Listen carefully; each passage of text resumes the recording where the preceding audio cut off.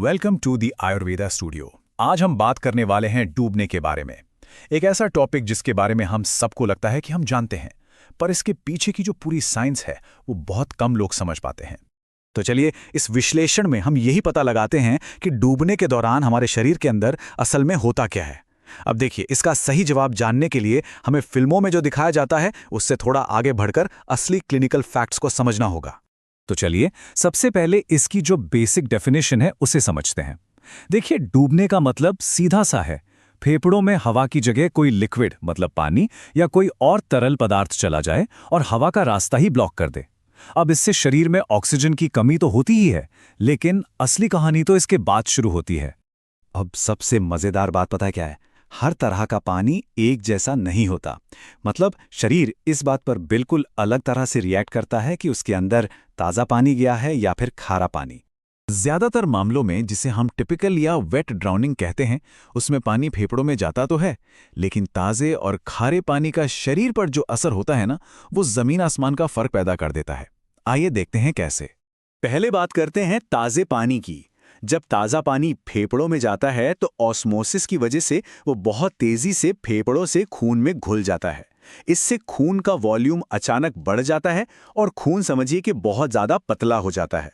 इस कंडीशन को हम हाइपरवोलीमिया कहते हैं।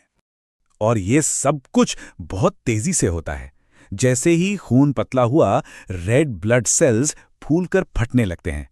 अब इससे क्या होता है?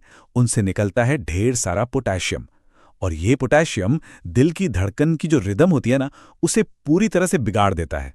इसे ही कहते हैं वेंट्रिकुलर फिब्रिलेशन, और बस दिल काम करना बंद कर देता है। दुख की बात है कि ये सब कुछ सिर्फ 4 से 5 मिनट के अंदर हो जाता है। अच्छा, तो ये तो हुई ताज़े पानी की बात। अब देखते हैं कि खारे पानी में क्या होता है, जो कि एक बिल्कुल अलग ही कहानी है। खारे पानी में, जैसा कि हम जानते हैं, नमक बहुत ज्यादा होता है, तो यहाँ प्रोसेस एकदम उल्टा हो जाता है। खून से पानी खिंचकर फेफड़ों में जमा होने लगता है।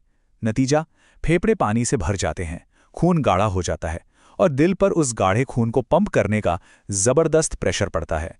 आखिरकार दिल ये प्रेशर झेल नहीं पाता और रुक जाता है। इसे कार्डियक स्टैंडस्टिल कहते हैं। ये प्रोसेस थोड़ा धीरे होता है, इसमें लगभग 8 से 12 मिनट लग जाते हैं। तो जैसा कि हम यहाँ साफ साफ देख सकते हैं, दोनों में कितना बड़ा फर्क है। मौत का समय, खून पर असर और मौत की वजह, सब कुछ बिल्कुल अलग है। मतलब पानी किस तरह का है, यही तय करता है कि शरीर के अंदर क्या होने वाला है और कितनी तेजी से होने वाला है। लेकिन एक मिनट, क्या ऐसा भी हो सकता है कि कोई डूबे लेकिन उसके फेफड़ों में पानी जाए ही ना? सुनने में अजीब लगता है ना, पर यह एक ऐसी सच्चाई है जो ज्यादातर लोगों को चौंका देती है। आपको ये जानकर शायद हैरानी होगी कि डूबने से होने वाली कुल मौतों में से करीब-करीब 20% मामले ड्राई ड्राउनिंग के होते हैं। तो इसमें होता यह है कि जैसे ही पानी, खासकर ठंडा पानी, हमारे गले के पिछले हिस्से को छूता है, हमारा वॉइस बॉक्स एक रिफ्लेक्स एक्शन में खुद को बचाने के लिए कसकर बंद हो जाता है। ये पानी को तो अंदर जाने से रोक लेता है, पर साथ ही हवा का रास्ता भी पूरी तरह से बंद कर देता है। और नतीजा ये होता है कि फेफड़ों में पानी भरे बिना ही दम घुटने से मौत हो जाती है। वैसे ड्राई ड्राउनिंग के अलावा और भी ऐसे एटिपिकल मामले हैं, जैसे कि हाइड्रोक्यूशन। इसमें क्या होता है कि ठंडे पानी के कांटेक्ट में आते ही शरीर को एक शॉक लगता है और दिल तुरंत बंद हो जाता है। और एक और केस है, जब कोई इंसान पानी में गिरने से पहले ही बेहोश हो, मान लीजिए किसी चोट या हार्ट अटैक की वजह से। इन दोनों ही सिचुएशन में मौत की वजह फेफड़ों में पानी भरना नहीं होती। और चलिए अब एक बहुत ही जरूरी और थोड़ी डरावनी बात करते हैं। वो ये कि किसी को पानी से बाहर निकाल लेने का मतलब हमेशा ये नहीं होता कि खतरा टल गया है। ये जो लाइन आप देख रहे हैं, ये हमारे सोर्स मटेरियल से है, और ये वाकई बहुत ज़रूरी है। ये उस छिपे हुए खतरे के बारे में बताती है जो किसी को बचाने के घंटों बाद भी सामने आ सकता है। इसे कहते हैं सेकेंडरी ड्राउनिंग सिंड्रोम। मतलब इंसान को जिंदा तो बचा लिया जाता है, लेकिन जो शुरुआती घटना हुई थी उसकी वजह से शरीर में ऐसी कॉम्प्लिकेशंस पैदा हो जाती हैं कि धीरे धीरे हालत बिगड़ती चली जाती है। देखिए, पानी से बाहर आने के बाद भी अंदर एक लड़ाई चल रही हो सकती है। फेफड़ों में बचा हुआ थोड़ा सा पानी, या गंदे पानी से हुआ कोई इन्फेक्शन, या शरीर में इलेक्ट्रोलाइट्स का बिगड़ा हुआ बैलेंस।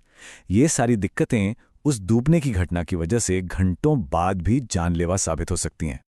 और यही बात हमें एक बहुत ज़रूरी सवाल पर लाकर खड़ा करती है इन छिपे हुए खतरों को समझना हमें ये सिखाता है कि पानी से किसी को बचाने के बाद, भले ही वो ठीक दिख रहा हो, मेडिकल ऑब्जर्वेशन कितनी ज्यादा जरूरी है। ये एक रिमाइंडर है कि डूबने का असर पानी से बाहर निकलने के काफी देर बाद तक रह सकता है।